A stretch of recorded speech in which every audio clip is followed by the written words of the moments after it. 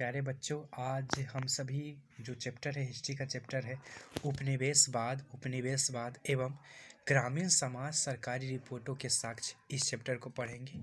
आपको नोट्स बनाने में काफ़ी कारगर और सहायक सिद्ध होगा। सबसे पहले समझेंगे कि उपनिवेश क्या है।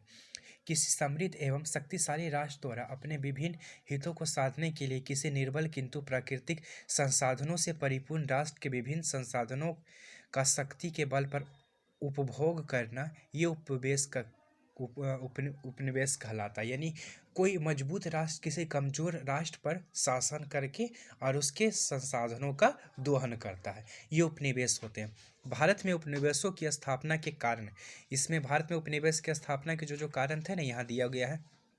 पहला कारण है कच्चे माल की प्राप्ति। यूरोपियन देशों ने कच्चे माल की प्राप्ति के लिए प्राकृतिक संसाधनों से परिपूर्ण भारत में उपनिवेश की स्थापना की, पहला कारण था। दूसरा कारण था निर्मित माल की खपत। औद्योगिक की स्थापना एवं कच्चे माल की उपलब्धता से औद्योगिक उत्पादन तीव्र गति से बढ़ा, अतः निर्मित माल को खपाने के लिए भी उपनिवेशों की स्थापना की गई। तीसरा है ईसाई धर्म का प्रचार। उपनिवेशों की स्थापना के साथ साथ ईसाई धर्म प्रचार के साथ साथ गैर ईसाई लोगों को ईसाई बनाना अपना परम कर्तव्य समझते थे। वो चाहते थे कि ईसाई में कन्वर्ट हो, ये भी कारण था। चौथा था प्रतिकूल जलवायु भिन्नता के कारण यूरोपवासी नवीन वस्तुओं से अनभिज्ञ थे। पूर्वी देशों के संपर्क से उन्हें आलू, तंबाकू, गरम मसाले, चीनी, कॉफी, चावल आदि की जानकारी मिली। अतः अंग्रेज चाहते थे कि उन्हें ऐसे प्रदेश प्राप्त हो जाए जहां इनकी खेती की जा सके। समृद्धि की लालसा। विभिन्न देशों से आए यात्रियों ने भारत में संपन्नता एवं वैभव का वर्णन अपने वृत्तांतों में लिखा है, जिससे प्रेरित होकर यूरोपवासी यहाँ धन एवं वस्तुओं के प्राप्त करने के लिए आए। यानी विभिन्न देशों के लेखकों का लेख पढ़ें तो वो चाहें कि हम भारत को जानें और यहाँ आए, ये उद्देश्य था। भारतीय समाज पर उपनिवेशवाद का प्रभाव। पहला प्रभाव के कारण है औद्योगिक मजदूरों और कारीगरों की दशा खराब होने लगी उपनिवेश के कारण से। उपनिवेशवाद का सबसे बुरा प्रभाव हस्तकला, कारीगरों एवं कपड़ा उद्योग पर हुआ। औद्योगिक क्रांति के आने से अंग्रेज सरकार ने भारत के कपड़ा उद्योग को नष्ट करने हेतु उसे निर्मित माल की खपत एवं कच्चे माल की मंडी में परिवर्तित कर दिया। देशी रियासतों के अधीन अनेक हस्त कारीगरों का पतन भी राजाओं की भांति होने लगा। परिमाणतः राजाओं के राज समाप्त होने से ये उद्योग भी समाप्त होने लगे। दूसरा, कृषि की हानि, कृषियों की निधनता। अंग्रेजों ने प्रारंभ से ही किसान विरोधी नीतियां अपनाई, जिनसे वे अधिक से अधिक धन एकत्र करने लगे। कि निर्धन किसान बड़े बड़े जमींदारों की दया पर निर्भर थे, जो उनसे कई तरह के अवैध कर भी वसूलते थे। ये दूसरा है। तीसरा है अंग्रेजों द्वारा स्थापित भूमि प्रबंध की त्रुटि। अंग्रेजों ने पूरे भारत में एक ही प्रकार का भूमि प्रबंध स्थापित नहीं किया, बल्कि देश के भिन्न भागों में भिन्न भिन्न प्रकार की प्रणालियां स्थापित की। और पचमा में है साहूकारों द्वारा किसानों का शोषण। इससे पहले है लगान एकत्रित करने के लिए कठोर तरीके अपनाए गए। कृषि की उपज पर अकाल पड़ने से कृषक को भूमि कर देना मुश्किल होता था। परिणाम स्वरूप या तो किसान खेत बेचता था या साहूकार के पास गिरवी रखता था। दोनों स्थिति में किसान को अपने ही खेतों से हाथ धोना पड़ता था।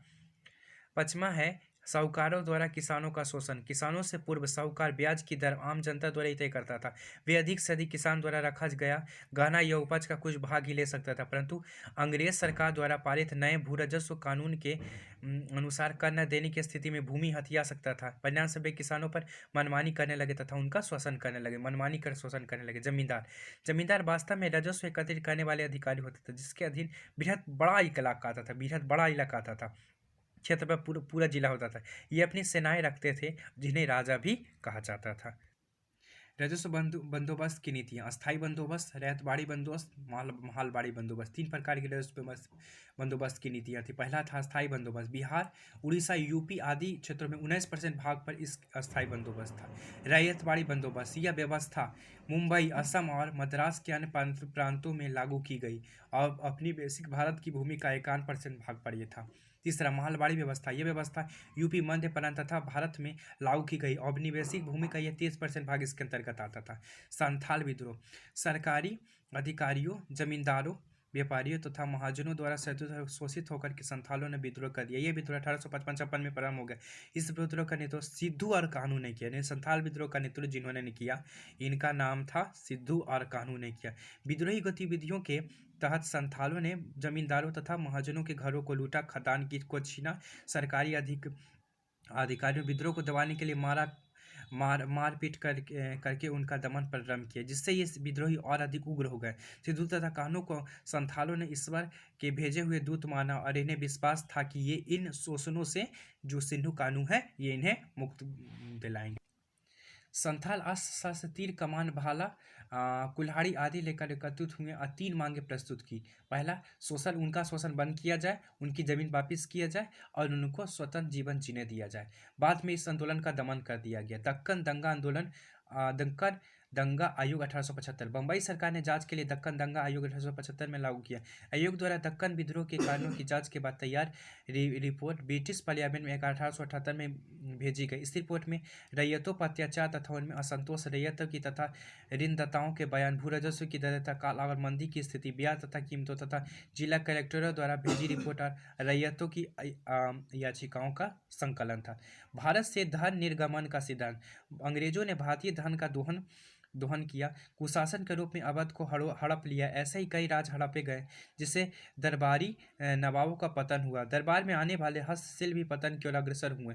पहले हस्तशिल्पियों को कृषक बनाने हेतु बाध्य किया, कृषकों से नकदी फसेले पैदा कराए, जिससे वे कर्ज के महाजाल में उलझ गए और अपनी कृषि छोड़कर मजदूर बनने के लिए बाध्य हुए। इस प्रकार भारत में व्यापार एवं हस्तशिल्प का पतन हुआ। भारतीय धन संपदा का बहाव इंग्लैंड की ओर हो गया। सोने की चिड़िया को अंग्रेज पिंजरे में कैद कर ब्रिटेन ले गए, अर्थात धन का निर्माण अब ब्रिटेन की ओर हुआ। धन्यवाद बच्चे सब, इतना ही था, ये छोटा चैप्टर था, इसको हम क्लियर कर दिए गए हैं। चलिए ठीक है।